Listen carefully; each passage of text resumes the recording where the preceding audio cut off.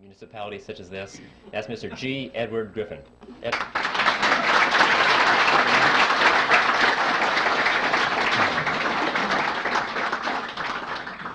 Well, thank you, Mike, and thank you, ladies and gentlemen. I don't know how to take that remark about age. You know, when Bill Jasper stands up and they announce him as the senior editor for the magazine, I know I'm in trouble. Well, we have a lot of material to cover, so I think I'll just sort of jump into this as quickly as possible. I need to warn you about something, though. Since this is being videotaped tonight, and we have a limitation on the length of the time on the videotapes, I have been instructed to divide this into two parts.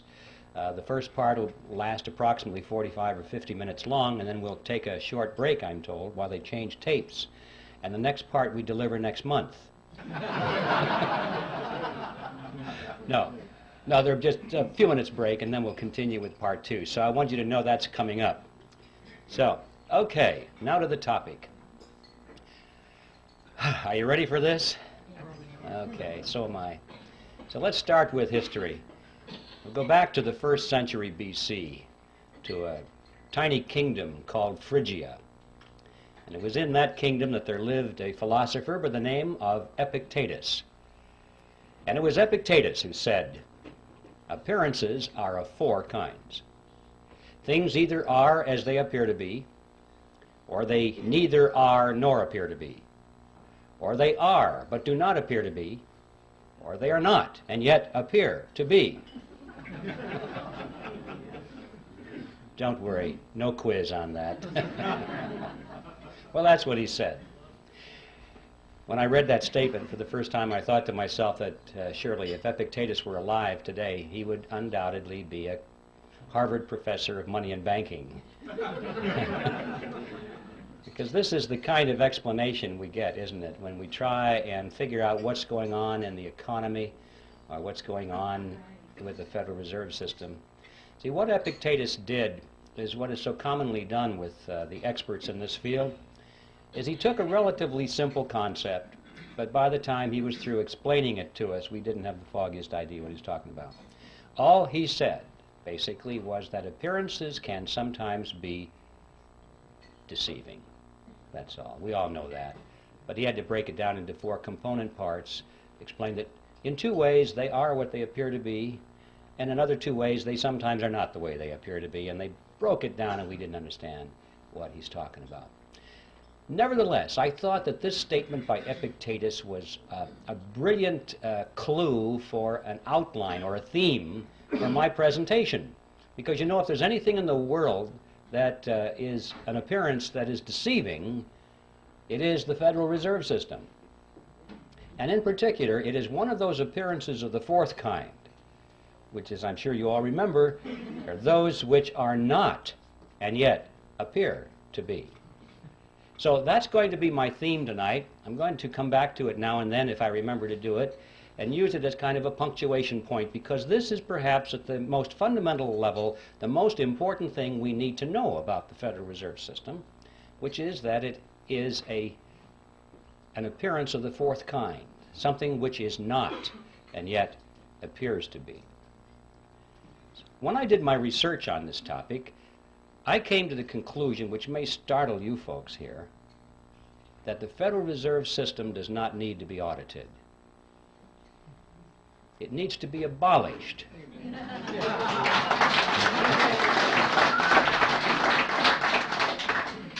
And the reason I say that is because I'm sure that if they audited the Federal Reserve System, they would find out that it's doing exactly what it's supposed to do.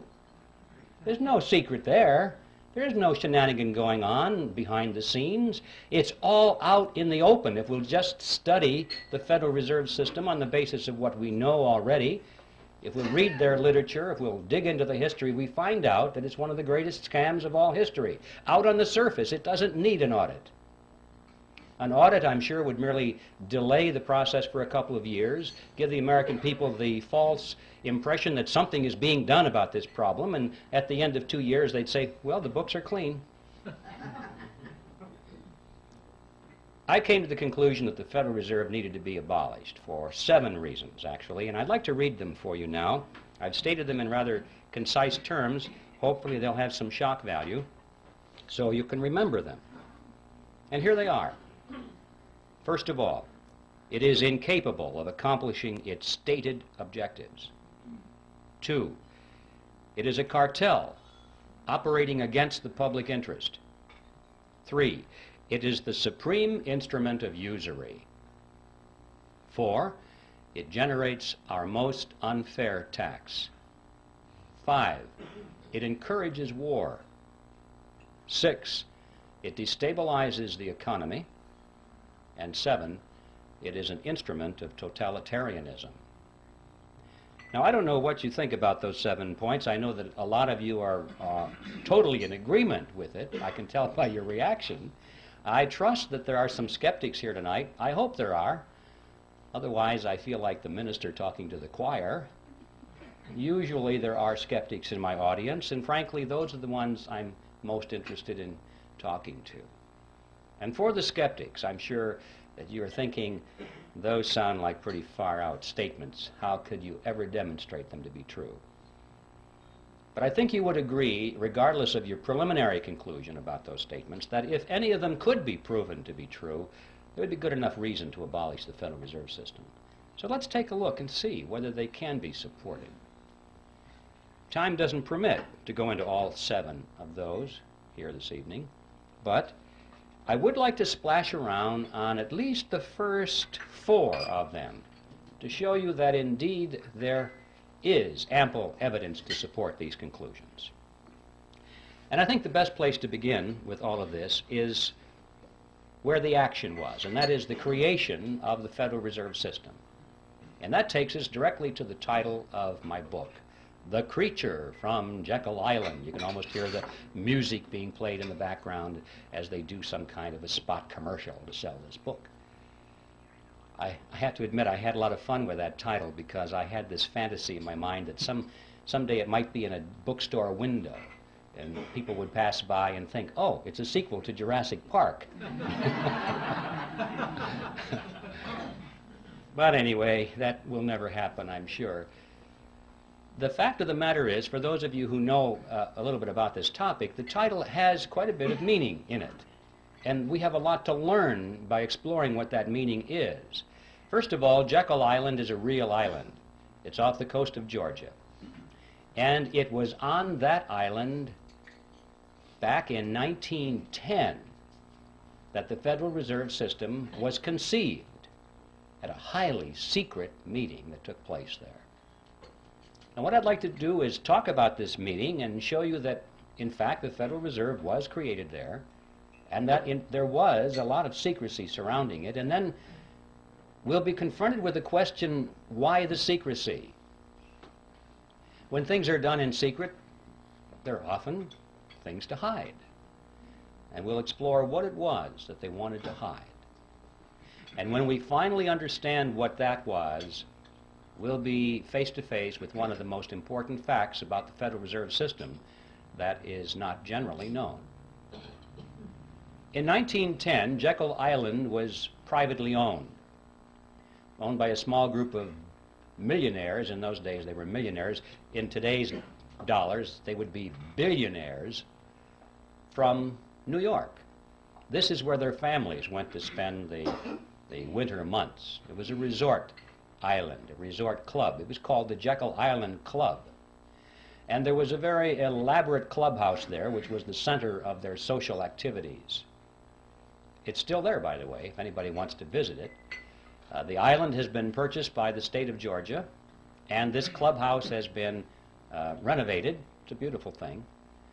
And around this clubhouse, they had cottages, which were built by many of the families that belonged to the club. Cottages are not exactly the word I would have chosen to describe these structures. I remember on taking the tour through one of them, the guide said that there were 14 bathrooms in that cottage. So you have an idea of the kind of elegance that was there. In any event, the number of bathrooms has nothing to do with the story. I just get hung up on that because It's hard for me to imagine a cottage with that much running plumbing. But the important point was that this is where the Federal Reserve System was conceived, is in that clubhouse. So let's tell that story. It all began in November of 1910, when Senator Nelson Aldrich sent his private railroad car to the New Jersey Railroad Station, where there it was in readiness for the arrival of himself and 6 other men who were instructed to come under conditions of great secrecy. For example, they were told to come one at a time, not to be seen together, not to dine together on the night of their departure. If they had arrived at the same time, they were instructed to pretend as though they didn't even know each other. They were to avoid newspaper reporters, because these were well-known men, and had they been spotted by reporters, which often frequented the railroad station, especially had they been seen together, many questions would have been asked.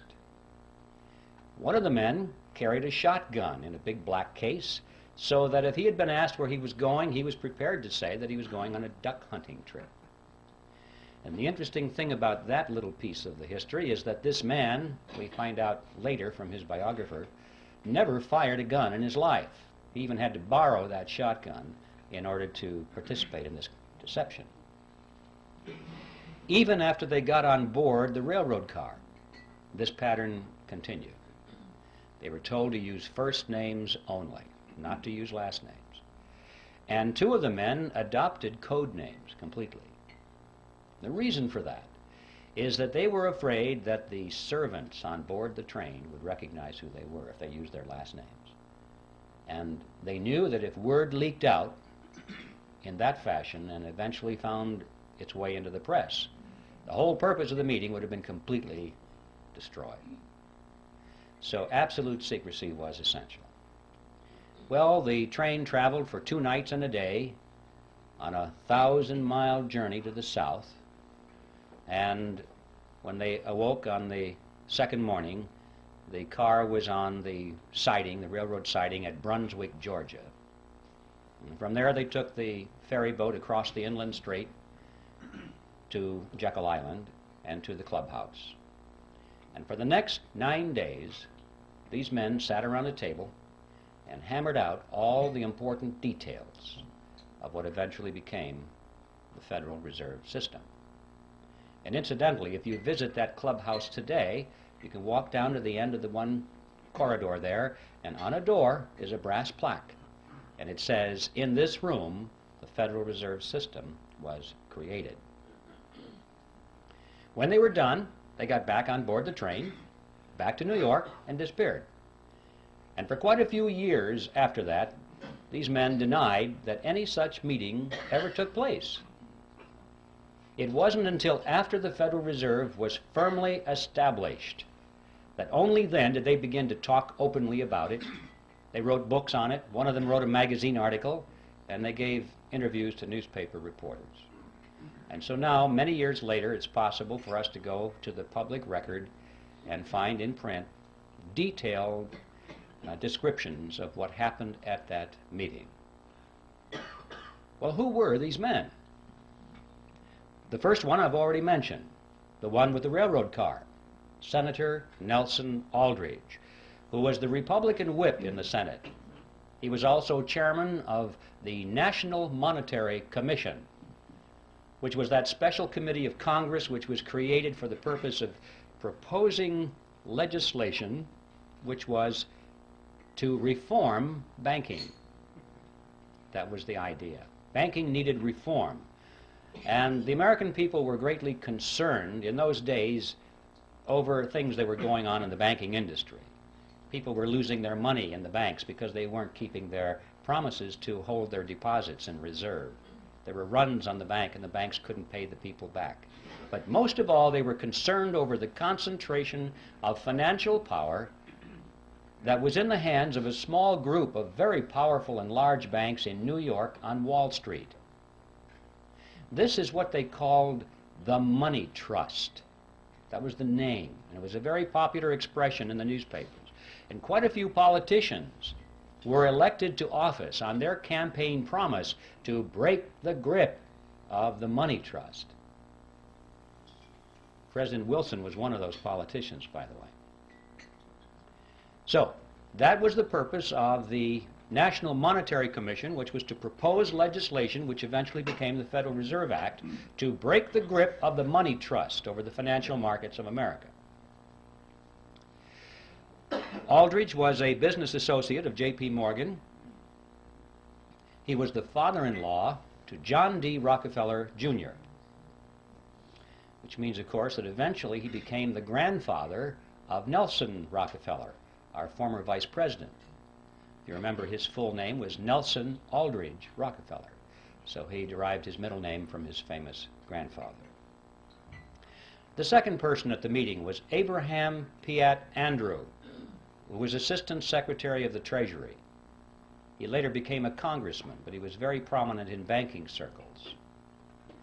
Frank Vanderlip was there. He was the president of the National City Bank of New York, which was the largest and the most powerful of all the banks in the country, representing the financial interests of William Rockefeller and the international investment firm of Kuhn, Loeb and Company. Henry Davison was there. He was the senior partner of the J.P. Morgan Company. Charles Norton was present. He was the president of the First National Bank of New York, which was another one of the giants. Also, there was Benjamin Strong, who was the head of J.P. Morgan's Bankers Trust Company. And incidentally, 3 years later, when the Federal Reserve System was finally created, he became the first head of the system. And finally, there was Paul Warburg, who was probably the most important of all the men there because of his knowledge of banking as it was practiced in Europe. Paul Warburg was born in Germany. He eventually became a naturalized American citizen. He was a partner in Kuhn, Loeb and Company. He was a representative of the Rothschild banking dynasty in England and France. And through all the years of his banking in America, he remained in very close contact with his brother, Max Warburg, who was the head of the Warburg Banking Consortium in Germany and the Netherlands. Paul Warburg was one of the wealthiest men in the world. And those of you who are Little Orphan Annie fans, you'll remember Daddy Warbucks. Well, Paul Warburg was the real Daddy Warbucks, after whom that character was named. And everyone at the time knew it. I have his photograph in the book. If you'd like to compare his picture to the drawing rendition of Daddy Warbucks, you'll see the similarity between Warbucks and Warburg. And also, while we're on the subject of cartoon characters, anyone who's played Monopoly will remember the drawing of the capitalist with the handlebar mustache and the cigar. That's J.P. Morgan. Those are the 7 men who were on Jekyll Island, and as incredible as it may seem, they represented approximately 1/4 of the wealth of the entire world. And these are the men that sat around a table on Jekyll Island and created the Federal Reserve System. What's going on here? Should arouse our curiosity a little bit. It didn't just happen. Well, speaking of it just happening, for the skeptics, you're probably wondering, did it really happen that way? Perhaps Griffin is exaggerating this to make a point. Well, yes, it really happened that way, and to illustrate that, we could go to a lot of documentation, but to simplify this, I'd like to just read for you a short excerpt taken from one article written by Frank Vanderlip, who was one of the attendees at that meeting. And this was written in the Saturday Evening Post, and it appeared on February 9, 1935. And this is what Vanderlip said. I do not feel it is any exaggeration to speak of our secret expedition to Jekyll Island as the occasion of the actual conception of what eventually became the Federal Reserve System. We were told to leave our last names behind us. We were told further that we should avoid dining together on the night of our departure. We were instructed to come one at a time, and as unobtrusively as possible, to the railroad terminal on the New Jersey littoral of the Hudson, where Senator Aldrich's private car would be in readiness, attached to the rear end of a train to the south. Once aboard the private car, we began to observe the taboo that had been fixed on last names. We addressed one another as Ben, Paul, Nelson, and Abe. Davison and I adopted even deeper disguises, abandoning our first name.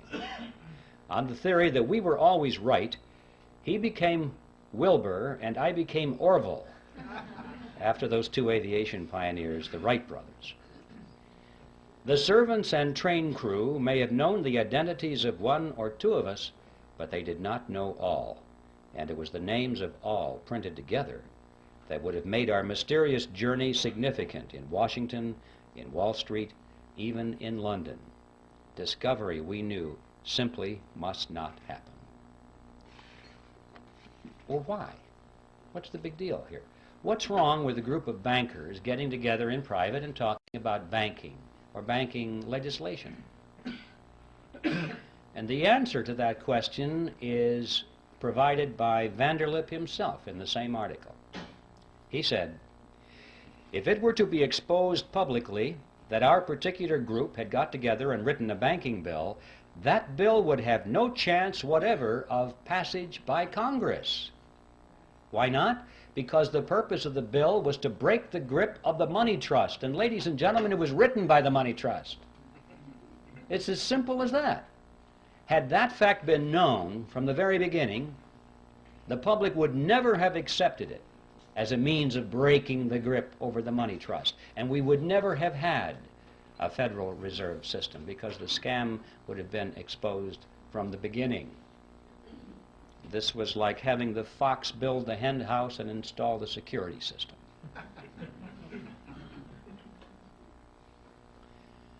So there is a primary reason for the secrecy.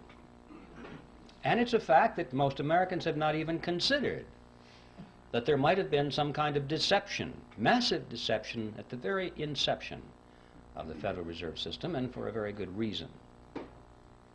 But there's more to it than that. A lot more than that. Consider the composition of this group and the financial powers they represented. Is there anything strange about that mixture? Here we had the Rockefellers, we had the Morgans, Kuhn, Loeb and Company, the Rothschilds, the Warburgs, all in one room for 9 days plus 2 days on the train, coming to an agreement. What's going on here? Anything strange about that mixture? Well, ladies and gentlemen, these were competitors.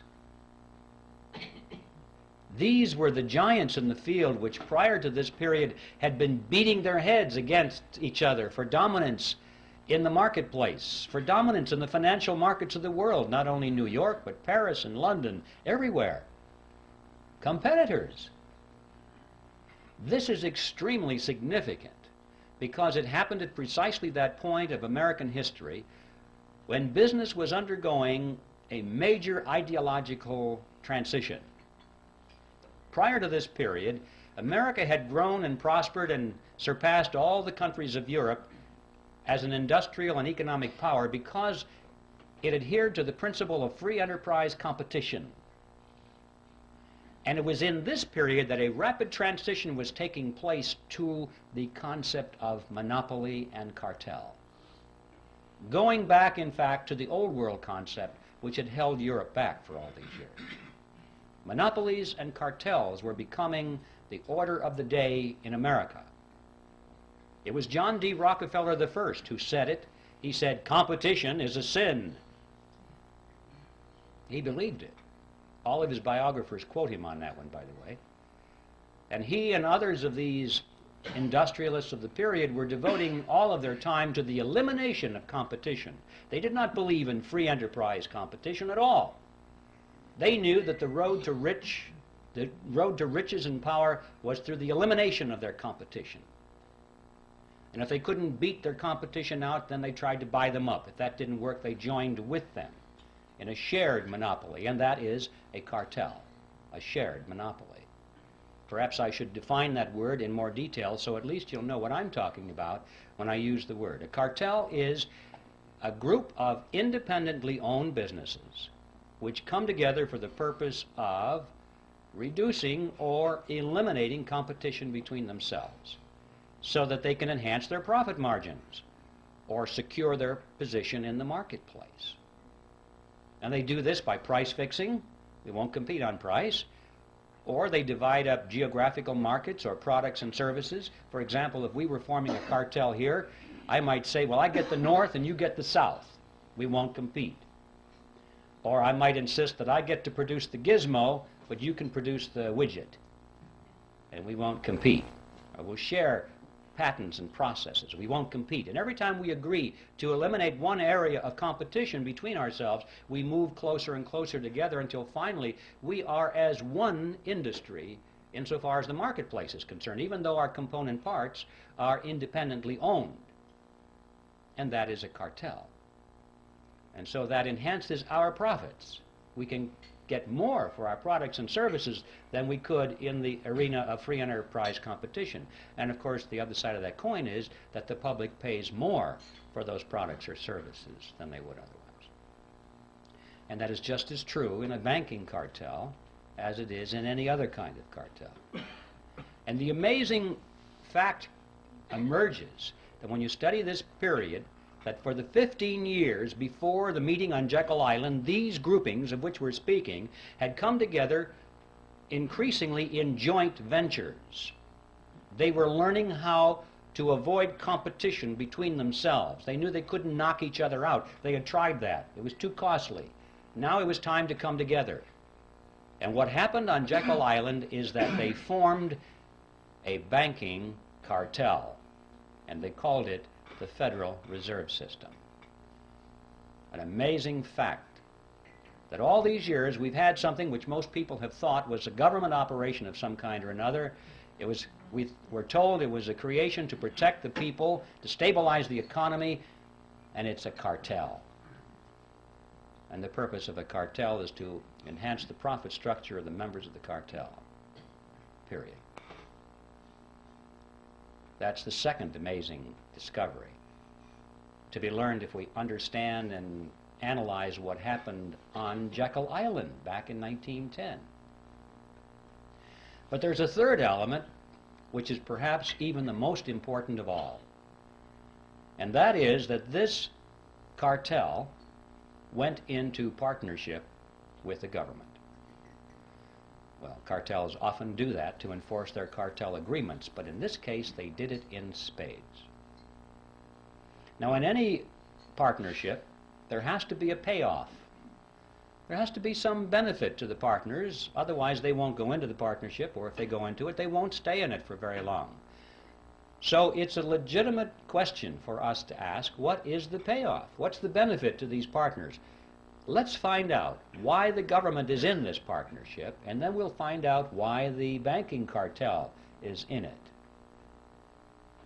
And in order to find out what the payoff is, we'll have to examine how the Federal Reserve System creates money, because that's the key.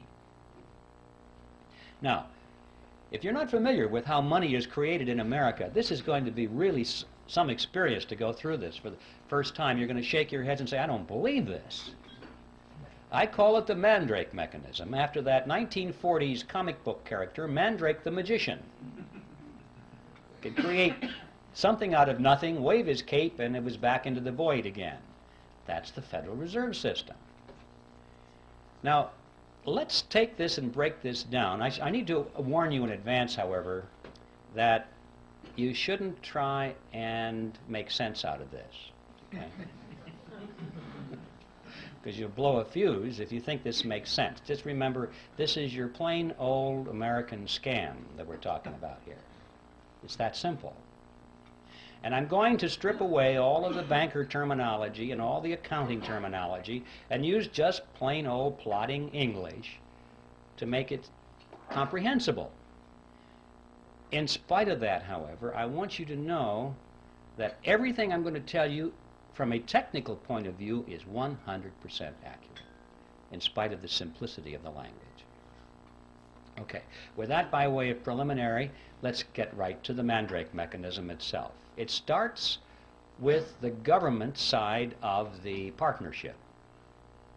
It starts in Congress, when Congress is spending money far and beyond what it takes in taxes. How can Congress spend more money than its income in taxes? Basically what happens is the Congress goes down to the Treasury and asks for, let's say it's $1 billion more that they need this day. And the Treasury official says, you guys got to be kidding, we don't have any money here.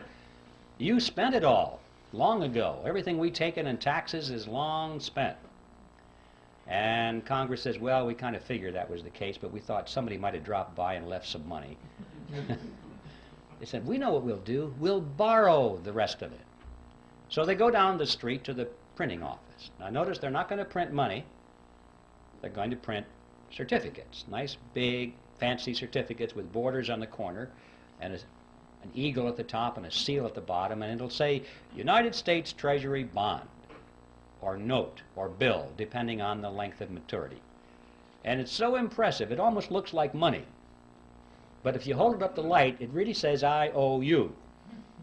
That's all they are. And so Congress takes it and it wants the public to step forward and loan them money in exchange for the IOUs. Sometimes that's called buying bonds. No, you're not buying anything. You're loaning money to the government and getting an IOU in return. And a lot of people in the private sector and institutions are anxious to loan money to the government. Why? Because they have heard that it's the best investment you can possibly make, the most secure investment, because it is backed by the full faith and credit of the United States government. And that people aren't quite sure what that means, but it sure sounds good. And so they lend the money. Well, just in case there's anyone here in doubt as to what that means, I'd like to explain it to you. The full faith and credit of the United States government means that the federal government solemnly promises to pay you back your money plus interest. If it has to take everything you've got in the form of taxes to do it, it will do it. It's a promise to tax you. And people don't think this thing through. They think, oh, it's wonderful. It's a wonderful investment, and I'm going to get some of my money back. Anyway, that's a little side issue. The government is able to borrow a tremendous amount of money and therefore spend more than it takes in taxes through this process. But never enough. They always need more than that. Not to worry, they say. They walk further down the street to the Federal Reserve Building. Now the Fed has been waiting for them. That's one of the reasons it was created. They walk in there and the Federal Reserve officer opens up his desk drawer, pulls out a big checkbook, and he writes a check to the United States Treasury for $1 billion and hands it to them. Now we need to stop and ask a question. Where did they get that money? That $1 billion, that's a lot of money. Who put the money into that account for the Federal Reserve so they could give it to Congress or to the Treasury? And the answer is, there is no money there. There's absolutely zero. There's just a checkbook. Well, if you and I were to do that, we would go to jail. But they can do it because Congress wants them to do it. This, in fact, is the payoff. This is the benefit to the government for being in the partnership. The government can go to the Federal Reserve and obtain instant amounts of any amount of money they want without having to confront the taxpayer and say, we're going to raise your taxes for this money directly. It would be very unpopular if Congress had to go to the public and say, we have a lot of money we want to take from you folks, and it's going to cost you $3,000 per family more than it did last year. You know how long they'd last in office. So they like this Mandrake mechanism very well. The public doesn't know that it's costing them anything. It's just how it works somehow. So this money, this $1 billion, springs into being precisely at the instant that the Federal Reserve officer signs the check and gives it to the government. Now let's see where the banking cartel benefits from this partnership. We'll go back to that $1 billion check and follow it. The Treasury official deposits it into the checking account of the federal government. And immediately all the computers start to whir and the ledgers show that the government now has a $1 billion deposit, $1 billion in its account, and so therefore it can write checks up to $1 billion. Government checks start flowing. Let's just follow a $100 check. Make this real simple to the fellow that delivers our mail. The postal worker gets a $100 check. And he looks at this and he can't imagine in his wildest dreams that just 2 days ago that money didn't exist anywhere in the universe. But it's a government check now, and it's very spendable. So he takes it and deposits it into his private checking account at the local commercial bank. Now this money is out of the Federal Reserve mechanism per se, out of the government side of the partnership, and it gets into the private banking side of the partnership. $100 has been deposited. Now the action heats up. The banker looks at that and he goes over to the loan window and he opens it up and he says, "Attention everybody, we have money to loan." And that's good news for a lot of people because that's one of the reasons we go to the bank, isn't it? To borrow money. So it's good news when there's money available. And the banker says, "We have $100 deposited, but don't worry folks, we can loan you more than that. We can loan you up to $900. Well, how? How can you loan out up to $900 when you only have $100 deposited? Well, it's not difficult if you're in the Federal Reserve System. Here's how it works. The Federal Reserve says that the member banks must keep no less than 10% of their deposits in reserve. So there's $100. They keep 10% in reserve, $10. And they can loan up to $90, right? So we loan it to you, ma'am. You borrowed $90. What do you do with it? Well, you want to spend it.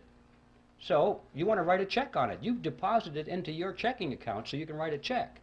In many cases, it might be put directly into your checking account.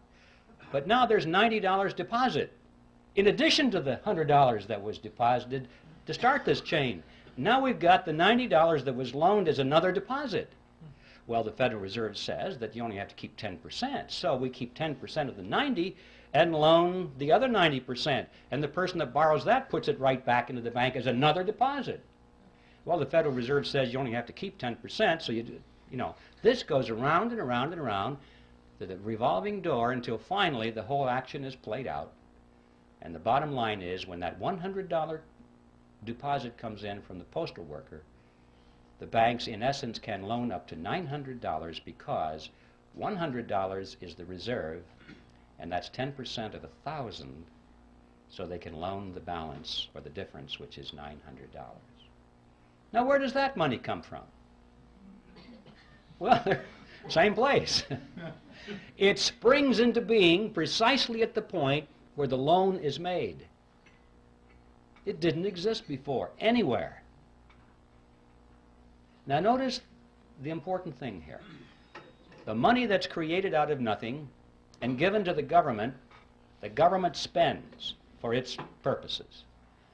But the money that's created out of nothing by the banks is not spent by the banks, it's loaned by the banks to you and to me, and we pay interest on it.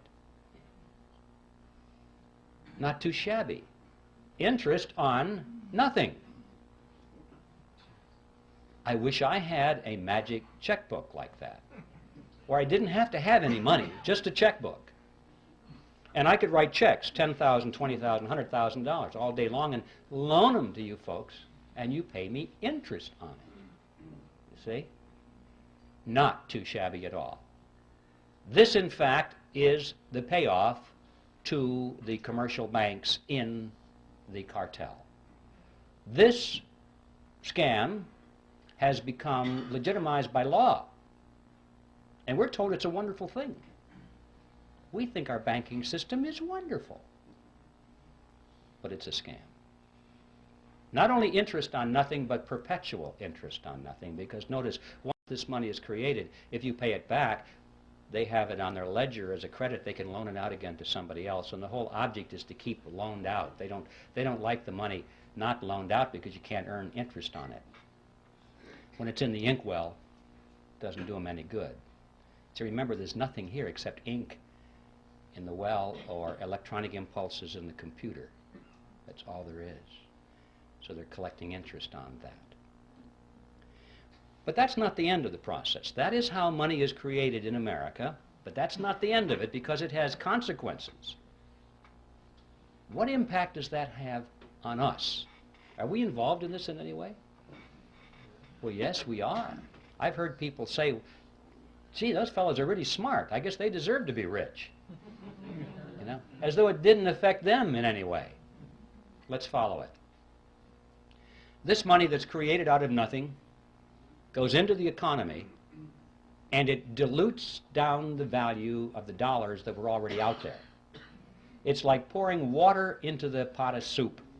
It dilutes the soup. And so the economy is diluted by these new dollars, and prices start to go up, or they appear to be going up. It's the process called inflation. I say appear to go up because prices really don't go up, ladies and gentlemen. What's happening is that the value of the dollar goes down. Right. That's what we're witnessing here. If we had a real monetary system, real money backed by gold or silver or anything of tangible value, coffee cups, anything that couldn't just be created out of nothing behind our money, you would find that the purchasing power of that money would remain constant over a long period of time. And to illustrate that point, it's interesting to know that if we had lived in ancient Rome and had a 1-ounce gold coin, we would have been able to buy a fine toga, a handcrafted belt, and a pair of sandals. That was the price. So today, what can we buy with a 1-ounce gold coin? We can walk into any men's store and buy a really fine suit, a handcrafted belt, and a pair of shoes. The real price of these items hasn't changed in thousands of years when expressed in terms of real money. But when expressed in terms of these things we carry around, we call them dollars. They're not.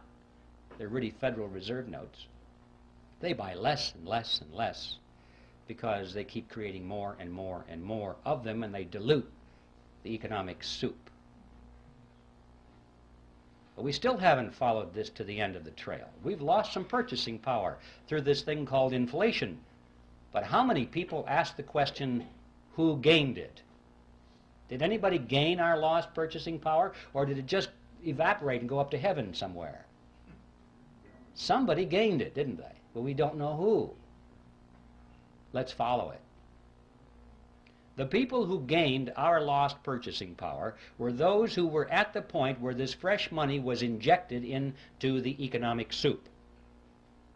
Those at the nozzle get dollars that look the same as all the other dollars, and they have them first, and they can spend them at full purchasing power. But by the time the person who gets those dollars then gives them to the next person and the next person, it goes out toward the edge of the pot, where most of us are, and it gets diluted down. But the ones up there at the nozzle are the ones who have gained our lost purchasing power. Who are they? Well, we know that the government is one of them. That's where the billion-dollar check started, isn't it? That was the beginning of this whole process. The government spent that money first. And then, of course, those who work for the government and those who have government contracts and those who get grants and so forth get the next wave, and they're not doing too bad either, and it starts out from there. But what about on the banking side? Who got that money first off? Well, the people that came up to the loan window. They were the first ones to get it. Now, this comes as no surprise to anybody here, I'm sure, that in times of inflation, it's a good thing to borrow. Everybody tells you that because you say, you know that you're going to borrow $1 and you pay it back with quarters or 50-cent pieces because inflation erodes the value of those dollars. So you know to borrow is to gain. And the people who don't borrow, who save, they're the ones who are losing. But notice, however, that this gain that the borrower gets, he has to turn right around and give to the bank in the form of interest on nothing. So he doesn't really gain at all. It appears to be gain, it's paper gain, but his gain actually goes back to the bank as interest on nothing.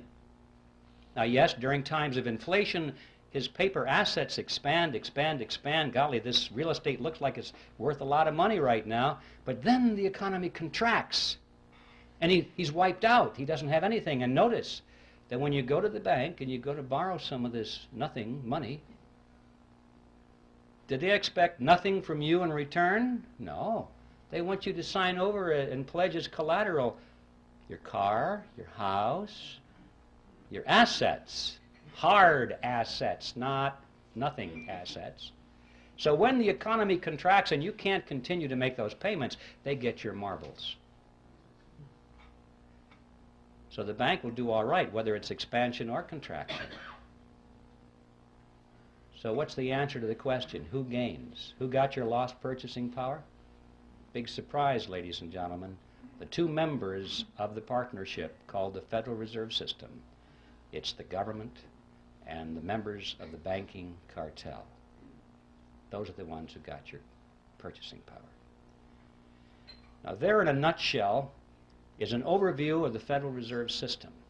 And I guarantee you, ladies and gentlemen, you're not going to read this in any textbook on the subject.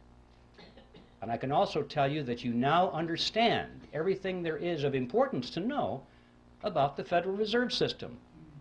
The payoff on the government side is that they're able to tax their people, and don't forget inflation is a tax. You pay it, you have no escape. It's a hidden tax, but it's a tax just the same. And so the government is able to tax the people without them even knowing they're paying the tax. And on the banking cartel side, they're able to collect perpetual interest on nothing. Now that is the end of part one. Stand by. There's more.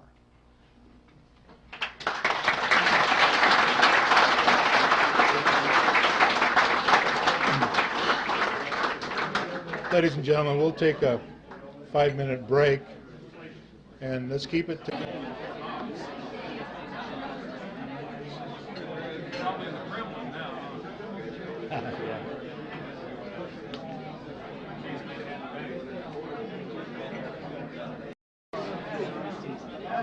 That's it?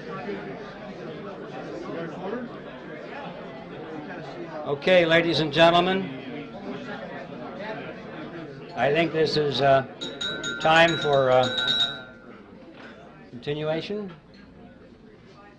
Everyone refreshed? Anybody want to open up a bank?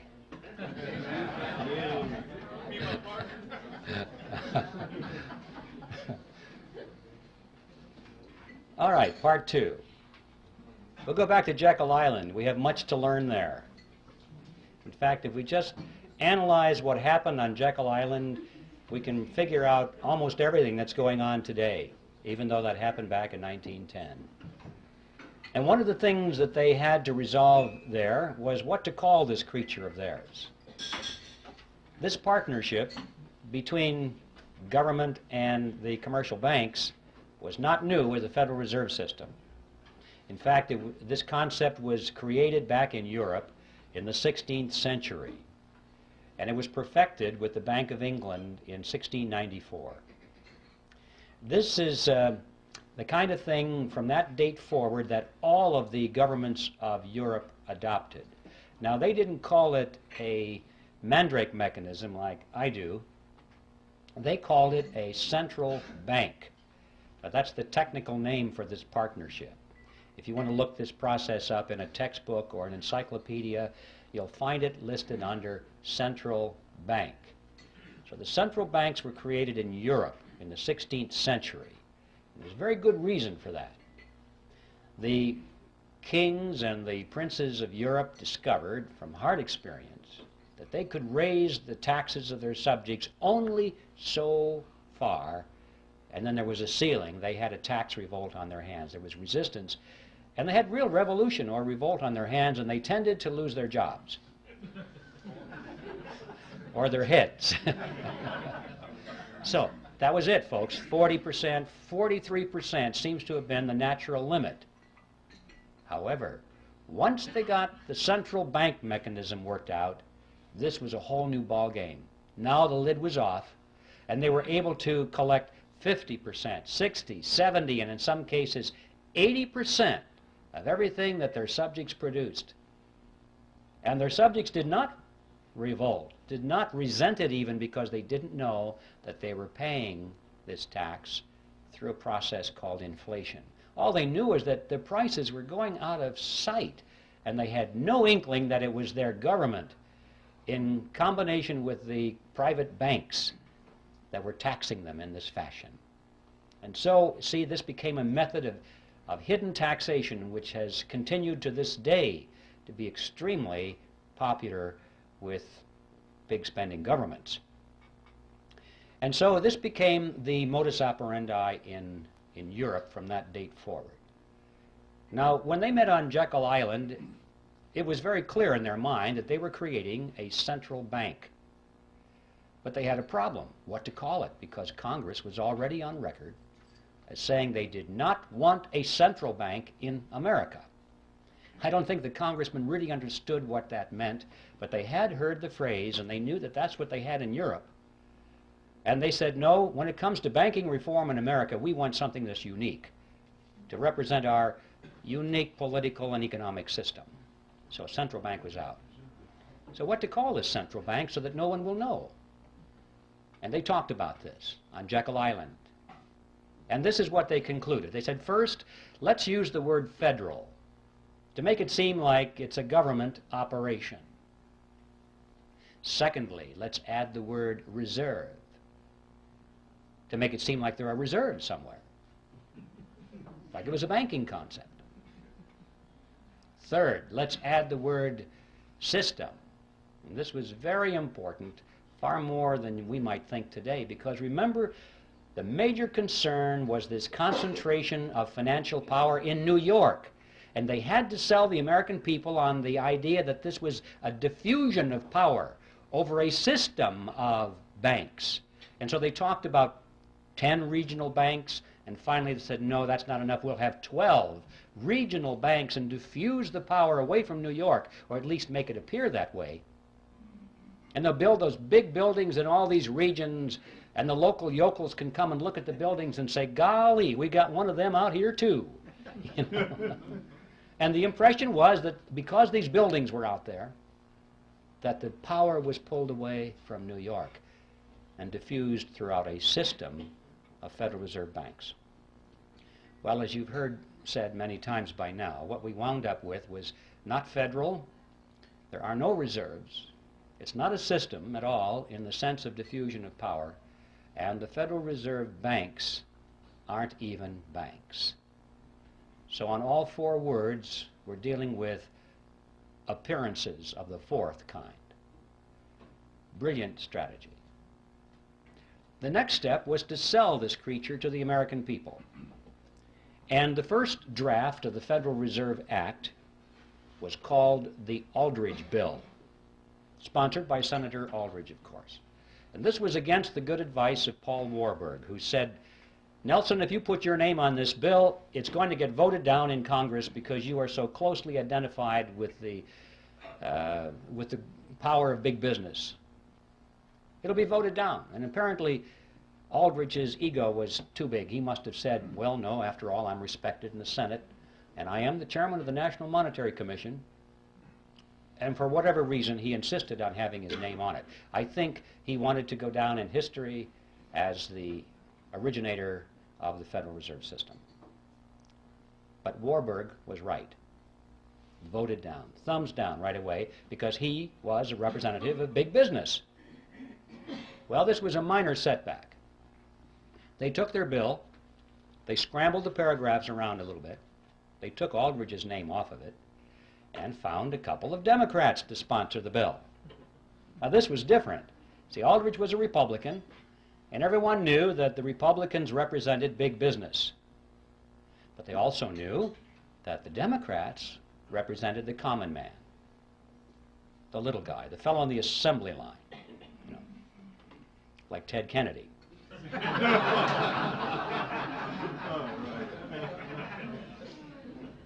So they found a couple of millionaire Democrats to sponsor the bill. They got Carter Glass from the House and Senator Robert Owen, who was a very successful banker. And now they sponsored the bill. It was the Glass-Owen bill, and this was different. This was a Democrat bill, and it began to receive very popular consideration in Congress. Next, Aldrich and Vanderlip began to give speeches and statements to the press condemning the bill that they had written.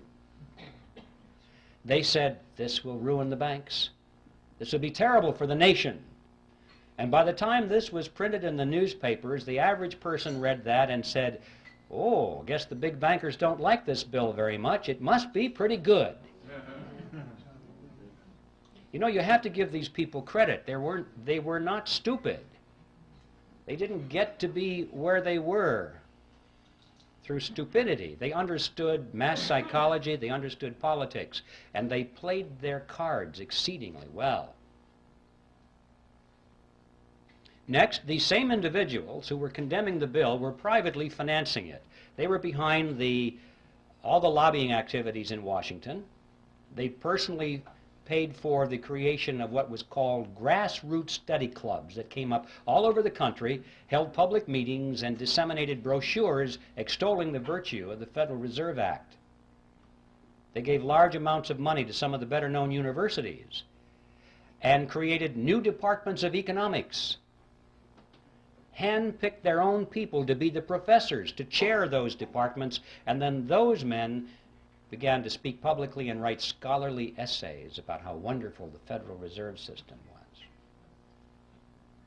And then, at the insistence of Paul Warburg, who was always the master strategist in this, they added several good provisions to the act. When I say good, I mean provisions which restricted the power of the Federal Reserve System to create money out of nothing. The kind of provisions you and I might have endorsed. And Warburg's associates said, Paul, what are you doing? We don't want those things in there. This is our bill. And his response was classic.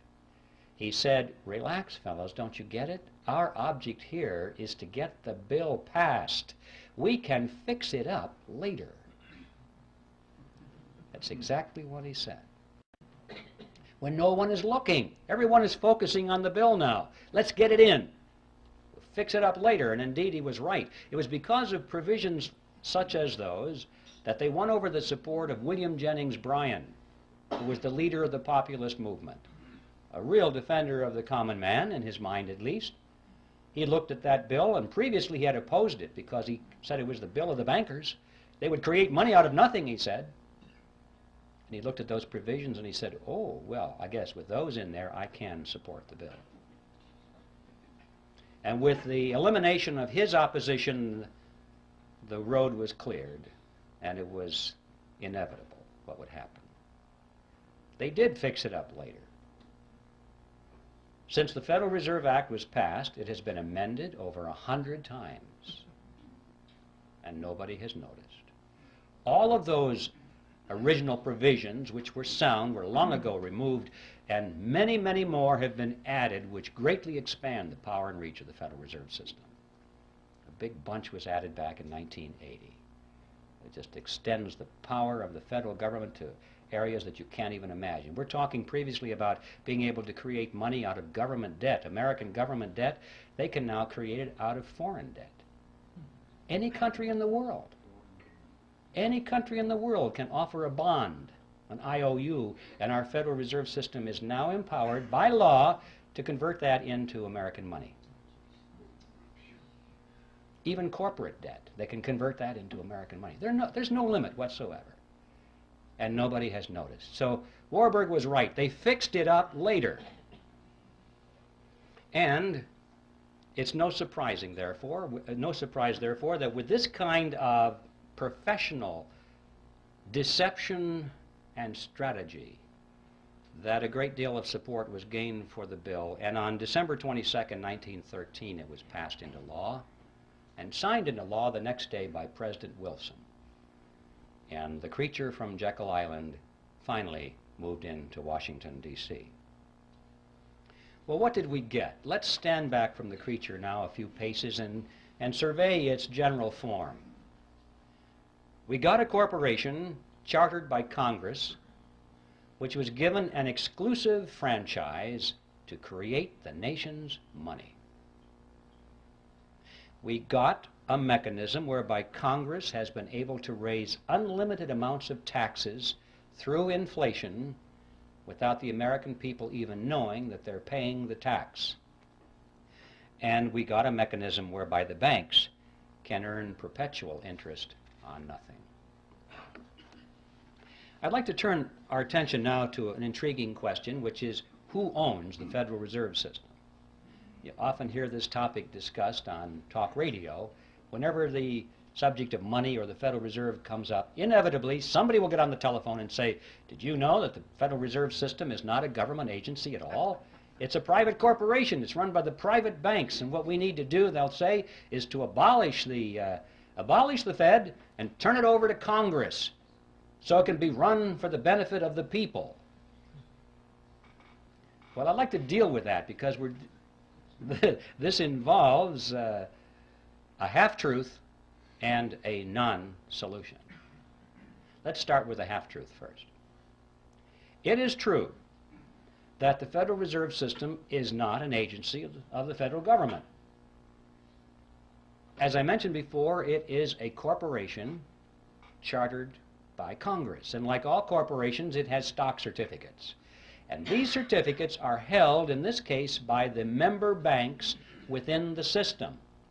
All the banks, remember this is a cartel, independently owned banks make up this system. They hold the stock certificates. All right. Now up to that point it looks as though this has all the attributes of a privately held corporation, but that's as far as it goes. Because these stock certificates do not carry with them any of the powers of private ownership. For example, the holders of these stock certificates cannot sell them. Well, if you can't sell something, you don't really own it, because that's one of the tests of ownership, is your freedom to dispose of it in any way you wish. Also, the larger banks have put up more capital into the system than the smaller banks. It's not a lot of money, but it's related to their assets. The larger banks put up more, have more stock certificates than the smaller banks, and yet regardless of that, all of the banks have one vote. So there's another violation of the principle of private ownership.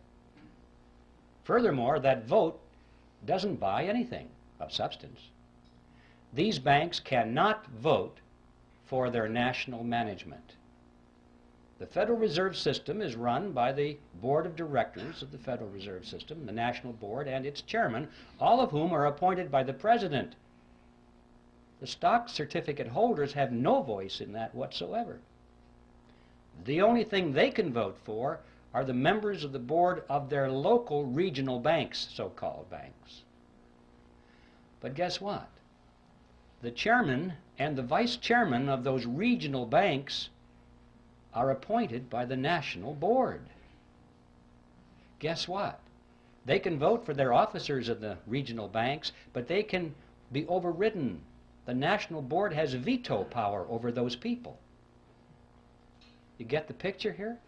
In spite of this sales job, of this diffusion of power over the 12 regional banks, these banks have no power at all. It's all concentrated in the national board. The only thing that the regional banks can do, according to their charters, of any substance, is to set the interest rates within their regions. But guess what? Even that is subject to veto by the national board. So you come to the conclusion that these people at the national board are not authorized to do anything except play golf. See, that's the way it was designed. This fiction of this diffusion of power throughout the system was just to sell it to the American people in 1913. It's a vestige. It serves no function whatsoever today at all and was never designed to. So we don't have a corporation in the strict sense of the word, a privately held corporation.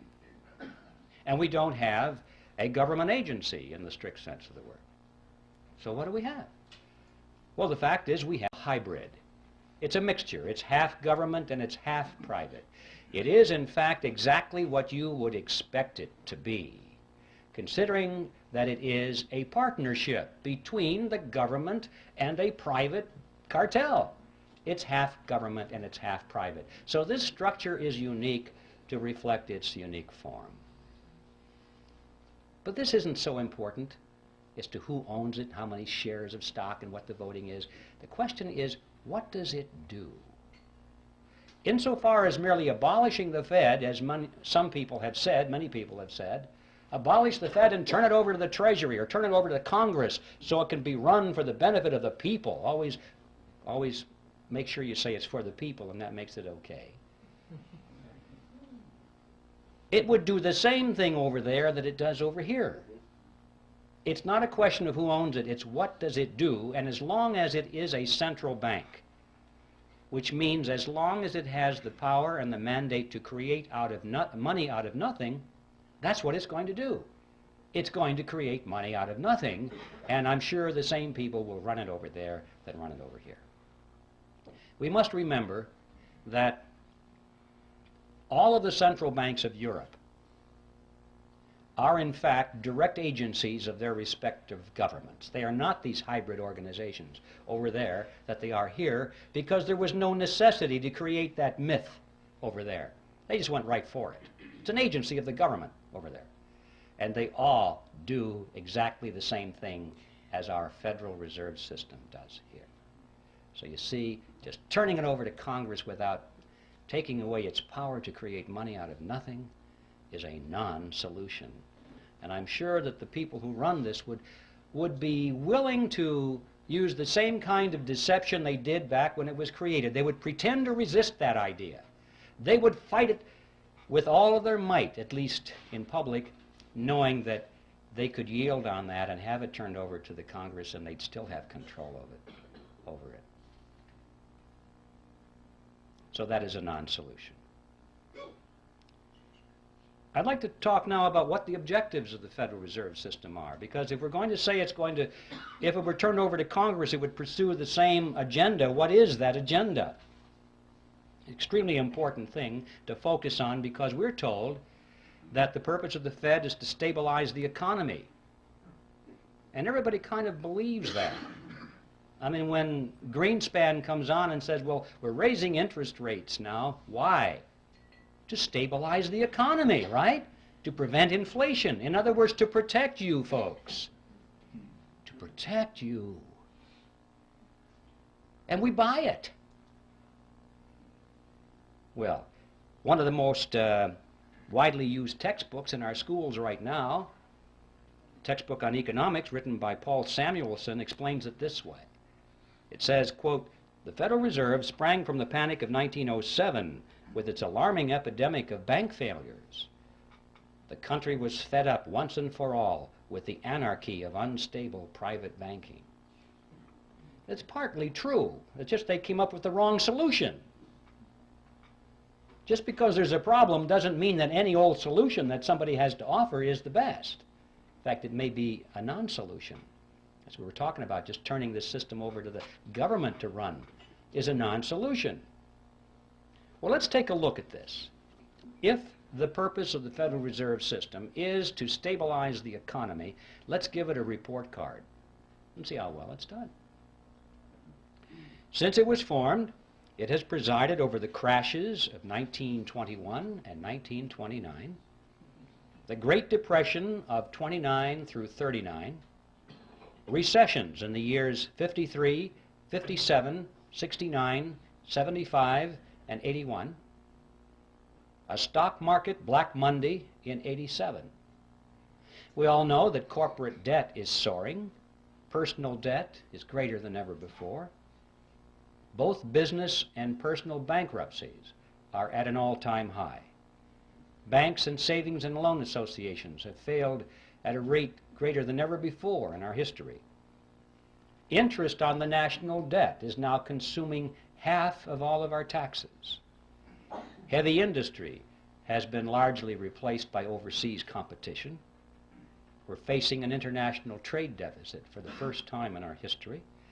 75% of downtown Los Angeles and other large metropolitan areas are now owned by foreigners, and over half of the nation right now is officially in a state of recession. Now that is the report card of the Federal Reserve System after 80 years of stabilizing the economy.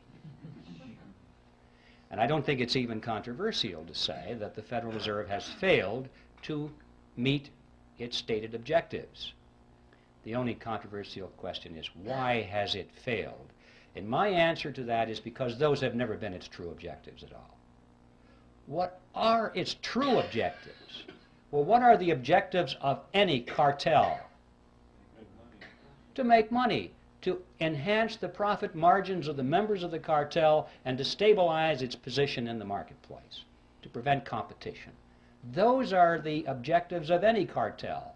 And if our analysis is correct here, we'll find that this, in fact, has been what the Federal Reserve System has accomplished for itself and its component members.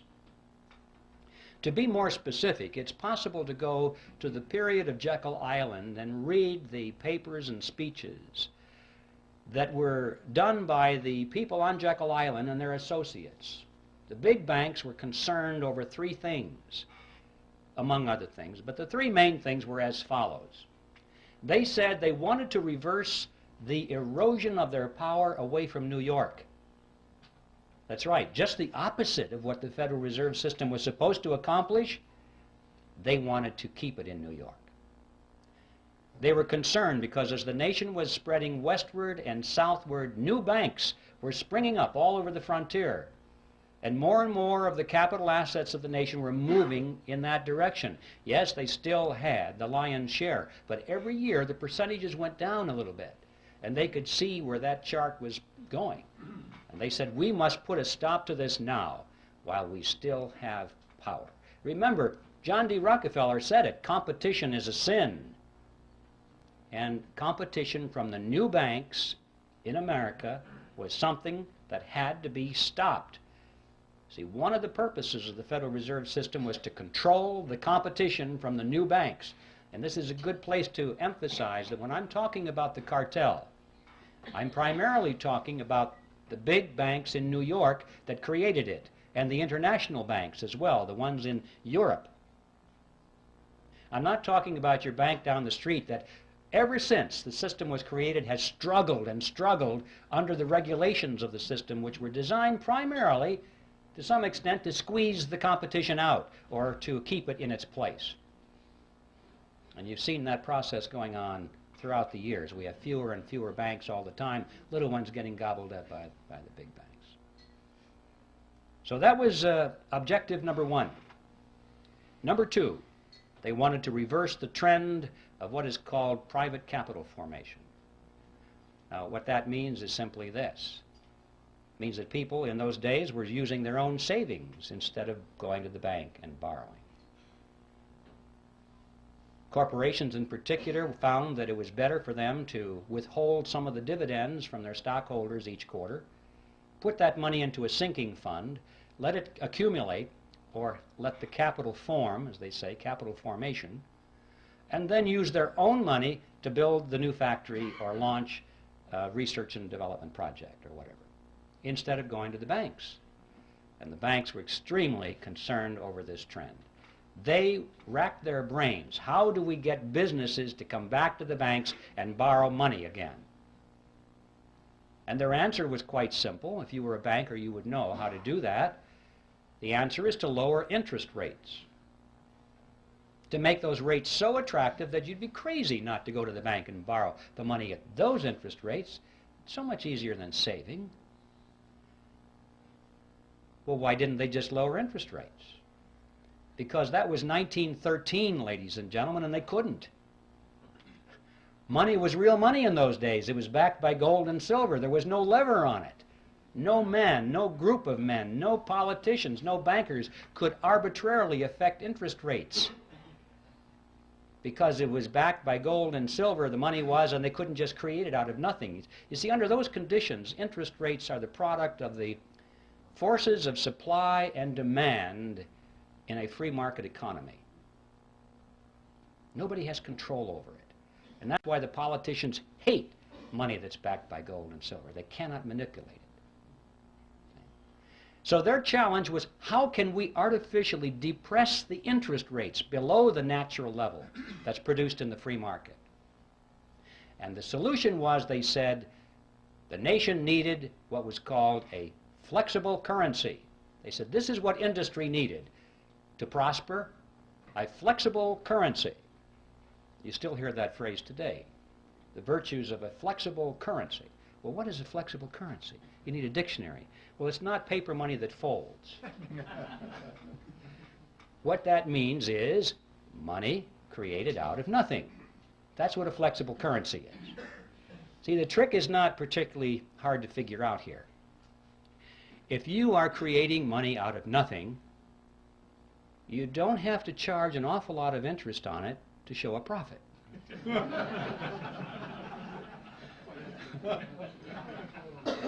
See, it's as simple as that. So, with a flexible currency, now they have a lever on it, and they can jack the interest rates down, down, down, so that it's attractive, and they're still making plenty of profit on it because it didn't cost them anything. And they have reversed the trend toward private capital formation. And the third objective that they spoke about in those days was how to pass on the inevitable losses within the banking system, to pass those losses on to the taxpayer in the name of protecting the people. Now, let's give the Federal Reserve System another report card with these objectives in mind and see how well it has done. Did they keep control over the banking system and the monetary system in New York? And yes, they did. Anyone who knows how the markets function, it has always remained in New York. In fact, it's even more so now in New York than it was then. Yes, there are plenty of large banks in the nation, in the South and in the West, but these are small compared to those giants that are in New York, in fact, that are astride the world, with offices in Peking and Moscow and Africa, everywhere in the world. The giants are in New York, and they have been running the show all of these years. A few years ago, there was a book that appeared on the market called Secrets of the Temple, written by William Grider and published by Simon & Schuster. It was a bestseller, and it was advertised as a scathing attack against the Federal Reserve System. Well, when I heard that, I could hardly believe my eyes and my ears. A scathing attack against the Federal Reserve System, published by Simon & Schuster? Now, this is one of the biggies. I thought to myself, well, a miracle has happened. I guess I don't have to finish my book because it's done. Somebody did it.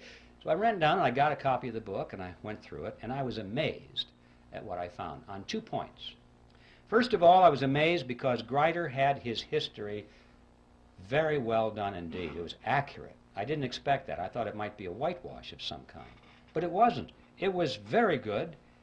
I knew about this because I was right then in the process of researching it, and Grider had it. And on this point of the concentration of power in New York, I'd like to read to you just a couple of sentences from his best-selling book.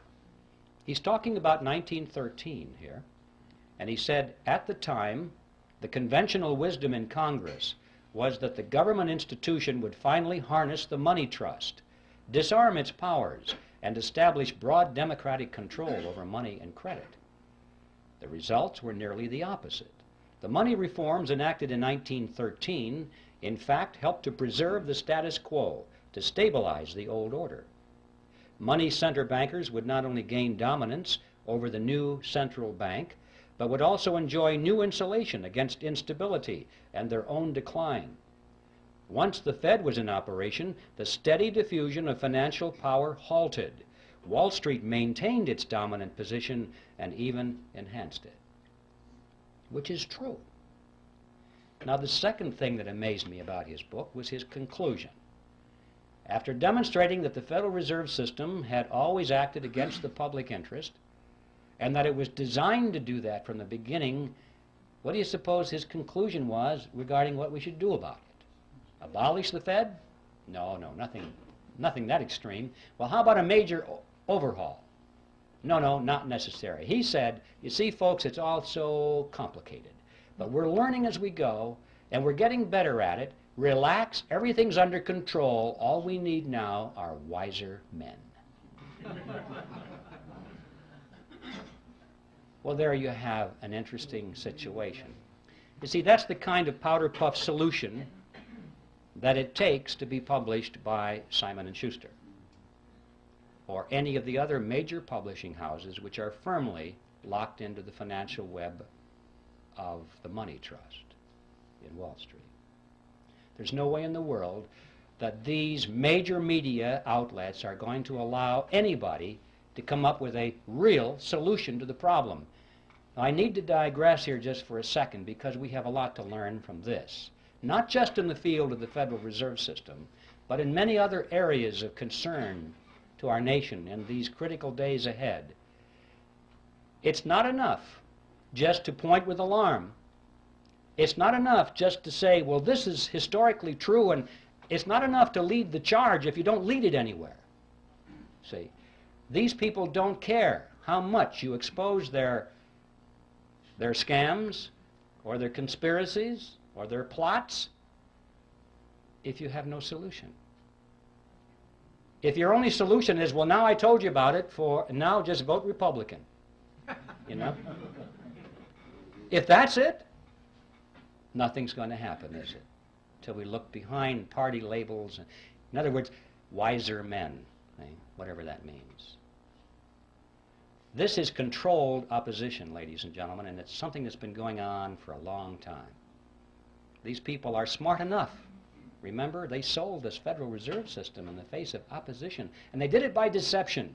They're smart enough to control their own opposition or to create their own opposition if necessary, so they can lead it nowhere.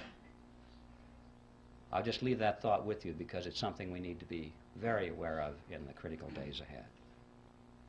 Let's get back to the Federal Reserve. It gets an A on its report card for objective number 1, which is to maintain control over the money markets in New York. Did they reverse the trend toward private capital formation? Boy, did they ever. With interest rates brought down periodically to such attractive levels, individuals and corporations have been enticed away from saving their own money and going to the bank. You'd be a fool not to get that money at those low interest rates. Of course, then the economy contracts and things go a little sour now and then, and the fruit falls from the tree, and they pick it up. They get all your marbles. They get all your assets, your houses, your cars, your factories, your stocks, and your bonds. That's one of the reasons we've had so many bankruptcies in the decades past. Even those companies today which are hanging in there by the skin of their teeth because it's all they can do to make payments to service their debt to the banks. Notice that many of those companies are now sending more money to the banks as interest on their loans than they send to their stockholders as dividends on their stocks. Think about that. The banks which created the money out of nothing, no effort at all, no risk really of anything, are making more money out of these giant industries than the people who worked for the money, sacrificed, saved the money, invested it, and risked it. And yet the money is going to the banks. Yes, the Federal Reserve System, in fact, gets an A on its report card for reversing the trend toward private capital formation, and they did it with a flexible currency, just as they had planned to do it. And what about the third objective, which was to pass the losses onto the taxpayers in the name of protecting the people? That is something which I call in my book Operation Bailout, the game called bailout. You may have noticed every time a large bank gets into trouble, not the small banks, they're dispensable. Large banks, when they get into trouble, they're going to be bailed out by the government, which means by your tax dollars and mine, in the name of protecting the people. It doesn't make any difference if there's if it's a private corporation or a city municipality or a third world country. Whoever has borrowed megabucks from these banks and now can't service their debt anymore, they have trouble making those interest payments, which is all banks care about. They don't want you to pay back the loan, because they'd have then just the problem of finding somebody else to lend it to. They don't want you to pay back your loan. They want you to pay the interest on the loan and keep those loans going forever. And finally, when people have trouble making those interest payments, and it looks like the bank is going to have to write it off of its books, what happens? They go to Congress. And they say, well, this corporation that's having trouble making its interest payments, we can't let that corporation fold, because look how many thousands of jobs would be lost and people would go on welfare. There would be despair. We must protect the people. Or if it's a third world country that can't make its interest payments anymore, they say, well, we can't allow that to happen. We must make those payments for them in some way or another, because if that venerable bank had to write that huge loan off of its books, it would technically be bankrupt. And if it were bankrupt, it might have to close its doors. If that bank were to fall, it's such a huge bank, it'd be like a domino, and it might knock the other banks down too, and we could have a major economic crisis on our hands, and look how the people would suffer. And so Congress dutifully always responds. Remember, Congress is the partner in this scam. Always rushes in and says, yes, we can't allow those bad things to happen to the people. And so they vote the money to guarantee the loans or make outright payments in some very creative fashions so that the interest can continue flowing to the banks. Some of the more memorable games you may have missed over the recent years: Penn Central Railroad was bailed out in 1970, Lockheed Corporation that same year, Commonwealth Bank of Detroit in 1972, New York City in 1975, Chrysler in 1978, First Pennsylvania Bank in 1980, Continental Illinois, the largest of the banks so far, in 1982, and of course we know how many third world countries out there have had their debts funded. The money comes from the IMF World Bank so they can continue making their payments, and the IMF World Bank gets their money from the Federal Reserve System, and the Federal Reserve System gets it from us in the form of that mandrake mechanism and the hidden tax called inflation, or direct taxes in some cases. The Federal Reserve System gets an A on its report card on all three of its true objectives. My final topic is a short one, and it has to do with usury. An interesting concept. Usury used to be defined in ancient times as interest on a loan, period. Any interest on any loan was usury. Well, it's been redefined in modern times as excessive interest on a loan, in view of the fact that when people earn their money and they save it, they sacrifice the use of it, and then they loan it to somebody else for their venture. They're entitled to some reasonable return on that sacrifice. Some interest return it seems fair and logical to most people. So the question today is excessive interest. What is that?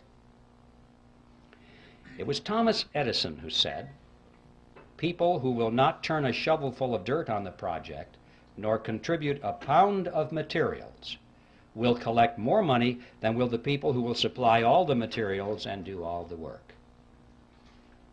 When I read that, I wondered if that was true. I took my calculator and I ran the numbers. You might try this sometime. If you assume a $100,000 home to be built, and that $30,000 is to go for the land and the architect's fees and the building permits, that kind of thing, $70,000 to go for the actual construction of the house, the materials and the labor. You assume further that the buyer goes to the bank, puts 20% down, takes out a 10% loan for 30 years. Punch in the numbers, and you will see that he will pay to the bank in interest $172,741, compared to $70,000 for labor and materials. In other words, as Edison said, 2.5 times more will be paid to the banks who did nothing than for those who provided all the labor and all the materials. And you may say, well, yeah, that's true, but don't forget the time value of money. Reasonable interest is rational. People need to be compensated for the sacrifice of their money over 30 years. That's a long period of time. Wait a minute. Not this money, ladies and gentlemen. Nobody earned this money. Nobody saved this money. Nobody sacrificed anything for this money. This money was created out of nothing. And I suggest that $172,741 interest on nothing is excessive. I think we need to focus on this issue. We need a new definition of the word usury. Any interest on any loan of fiat money, meaning money created out of nothing. Now this example of $172,741 unearned interest on a $100,000 home is like a grain of sand in the Sahara. Look around the desert. All of the other homes of America, all the factories, all the machinery in the factories, all of the high-rise buildings, the hotels, all of the airplanes, the automobiles, the farm equipment, the farm structures, everything that we have, we're looking at a similar relationship here. This is staggering. To consider the amount of money that is in this huge, wide river of wealth flowing into the banking cartel because the money was created out of nothing. It's such a wide river of wealth, you can't even think across it in your mind. It's perpetually moving into the banking cartel. This is a dead short across the productive capacity of America. This is money that should be going to the people who produce and who create, instead of being siphoned off through a scam. Think of what our standard of living could be if it weren't for this dead short across our economy. Well, where is this money going? This river, where is it flowing? You get the mental picture that maybe it's going into a lake somewhere or behind a dam. All this money is rising, accumulating. People are getting richer and richer and richer. No, not so. It's not how it works. They're spending the money. What are they spending it for?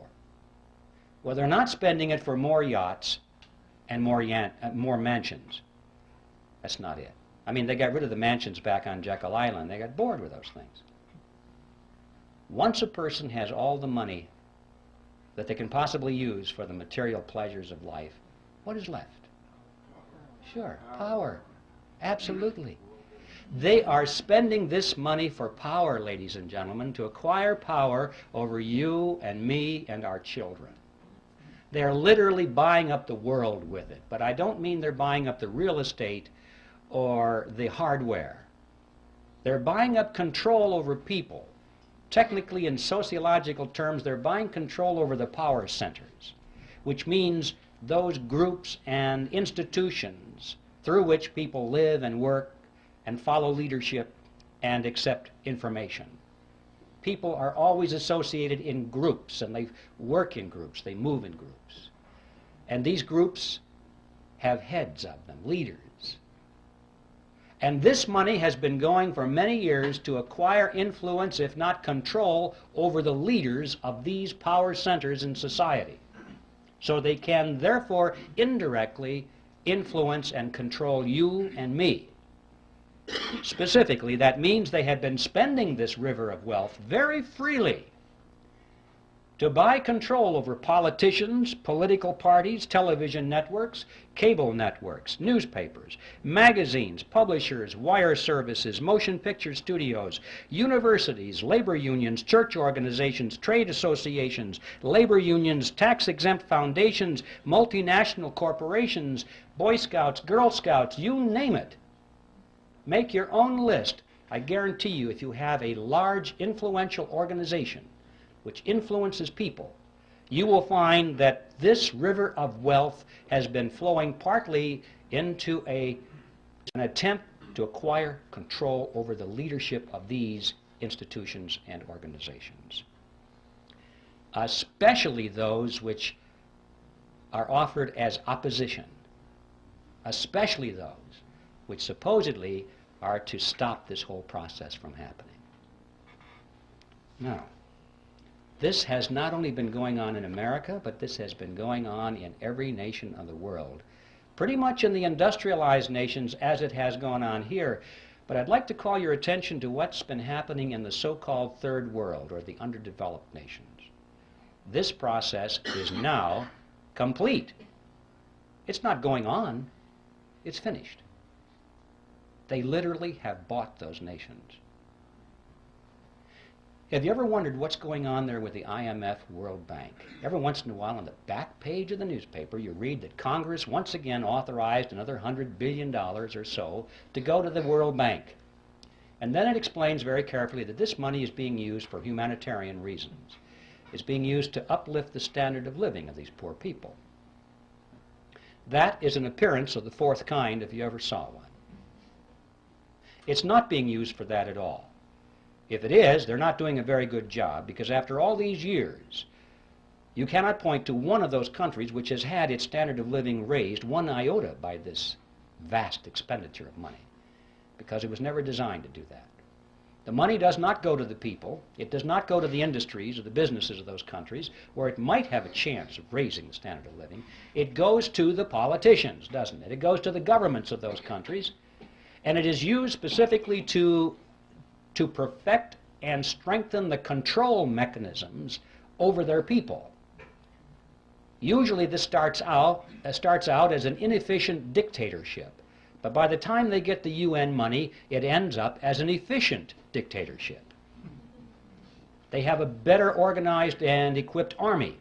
They have a better paid bureaucracy, more people in the bureaucracy. They have more ways of controlling their subjects. They have food chains that they can offer to their friends and deny it to their enemies.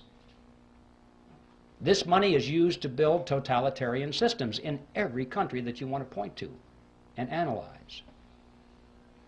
You see, these people, these leaders of these countries, for the most part, couldn't care less about the standard of living of their subjects as long as they live well. They live in their mansions, have their yachts, their jet aircraft, and they go to New York and live in the Waldorf Astoria while they attend United Nations meetings. They're very happy with that. They have no ideology. Communism, socialism, fascism, capitalism, what difference does it make? Where's the money? That's it with these people. We know how welfare families in this country can be second, third generation families, and there's no hope at all of getting them off the dole because they can't imagine any other way of life. This happens at the international stage, too. We're dealing with countries now that are second, third, in some cases fourth generation welfare governments. They don't know how to survive unless that money comes free through the International Monetary Fund and the World Bank, means from us. There's no way in the world they're going to break free from that. These countries, ladies and gentlemen, have already been purchased, lock, stock, and barrel, in this fashion, and they are now in place in the New World Order. And they're simply waiting for us to show up. And that's the other side of the coin, because not only does this transfer of wealth to these countries from us not raise their standard of living, but it does in fact help to lower ours. And this too is part of the plan. A strong nation is not a candidate for surrendering its sovereignty. But if a nation can be brought to its knees, if it is hungry, desperate, if it has chaos on its streets, if it has political turmoil, then the people in that nation will much more likely accept any solution that's offered to them by their government or by a world government.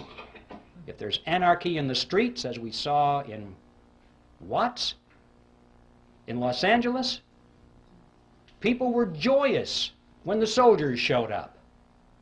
They were joyous because this now was an end to anarchy. It was a dress rehearsal. They won't care whether the helmets on these people are blue or brown. If it says UN on the side, that won't make any difference. They'll say, thank God for the UN finally brought and restored peace to our streets. And if people are hungry and they're out of work and they don't know what to do in the economy, they'll be so thankful for a UN monetary unit which has purchasing power a little bit. Thank God for this UN money, because the old American dollars are kaput. Don't know what to do with it. This is the plan, ladies and gentlemen, to weaken America. And so that's the process. And I'm mentioning this because I want to emphasize to you that what is going on here has nothing at all to do with wealth. The name of the game now is power. Well, now what are we going to do about this? Obviously, if we just restrict our attention to the subject which is ours tonight, the Federal Reserve System, the answer is clear. We have to slay the creature, but how are we going to do that? The creature was created by Congress, and that's how it's going to be slain. Congress can do it and will do it if we build enough fire under those chairs in Washington. I think it was Clyde Watts, General Clyde Watts, years ago, said, he was speaking of judges in those days, but he could have as well talked about congressmen. He said, they may not see the light, but they can feel the heat. And this is true. I don't know if you folks know, well, I know many of you folks here know all about the TRIM committees, which are part of the John Birch Society. They have proven themselves to be excellent ways of getting some of these big spenders out of Congress. It just happened. We saw, but I think it was 30 of them replaced. Not entirely because of TRIM activity, but believe me, it had a lot to do with it. This is something that works. And even those that didn't come up, that didn't get replaced, they're having their voting records changed. I don't have the name here, unfortunately, but I heard just the other day there was some congressman. We had the letters shown to us there. Here was a guy with his voting record it was very bad. He was voting for big government and higher taxes. And the TRIM committee started to hand out his TRIM bulletins in his district, and it was at a gun show. And he came over and says, take those things off the table. And he was irate. He said, well, we can't do that, Congressman. That's your report card, you know. And he wrote a real nasty letter or two, and they had copies of it. And he said, you know, I think that these TRIM bulletins are good for one thing, and that's to line the bottom of the bird cage. That's what he said. The next election, his report card was all good. He decided, I can't get rid of these TRIM bulletins. He's changed his voting, and the next report card was good. He straightened out. He had no particular principles, but these fellows put their finger to the wind, and they can tell which way it's blowing. If he wanted to be reelected, he had to get into step. And I know that a lot of these people go around saying, well, I've been trying to warn my constituents of this danger for many years, once the fire is built under their seats. So that is a very important program, and we can do it simply by exposing the voting records of these people and not just taking their words. Now, all of this, of course, this whole program requires an informed electorate, and that doesn't just happen. You don't inform the electorate just by wanting it to happen. You have to have quality educational materials. You have to know that they're accurate. You have to be able to rely on them. You have to have an organization to prepare and distribute these materials. They just don't go out on their own. I mean, I could have written this book, for example, and it would have just stacked up in my garage without the Speakers Committee, without the Birch Society's programs and its chapters and its people in place, its coordinators. It takes organization to make these things happen. And of course, not the least of which it takes leadership, which has proven its ability and its expertise, particularly its integrity, so it can offer real solutions instead of non-solutions, and leadership which is not going to be purchased and run by the opposition. And of course, that is the mission of the John Birch Society. If there's anybody here who's not a member yet, I just want to tell you that the Society is an ideological army, and the time has come to enlist. I think it was Patrick Henry who put it pretty well. He said, "Our brethren are already in the field. Why stand we here idle?" Now, the bad news is that time is running out. It used to be that I told people that about some of these problems, and they would say to me, could never happen in America. You're just exaggerating, you know. And now they say, how much time do you think we have left? Because you can see it. It's all around us. The New World Order is being built around us. We have a world army being built, a world court being built, a world taxing authority being built, a world trading authority being built. It's being built all around us. You realize right now, as we speak, over half of our standing military is now serving under foreign officers. This thing is going rapidly, ladies and gentlemen. So, we're running out of time. But the good news is, we still have time. We still have time, and we have the freedom to work. We can do it if we'll work like the Dickens, like our freedom and our lives depended upon it. They do. That's precisely what does depend on it. So instead of being sour about how late the hour is, we should rejoice over the fact that we still have freedom. We still can meet like this. We can hold public meetings. We still have elections. We can still throw these scoundrels out. So what we need to do now is just get to work and do that which we must do. We can still overthrow the government of the United States every 2 years without firing a single shot if we'll simply discharge the responsibility of citizenship, which comes along with being free men. So that's my message with you, ladies and gentlemen, and that is that whatever it is you plan to do for your freedom or your country, do it now. And a good place to begin is to send Epictetus back to Phrygia. And let's convert that mammoth appearance of the fourth kind into a disappearance of the first kind. Thank you.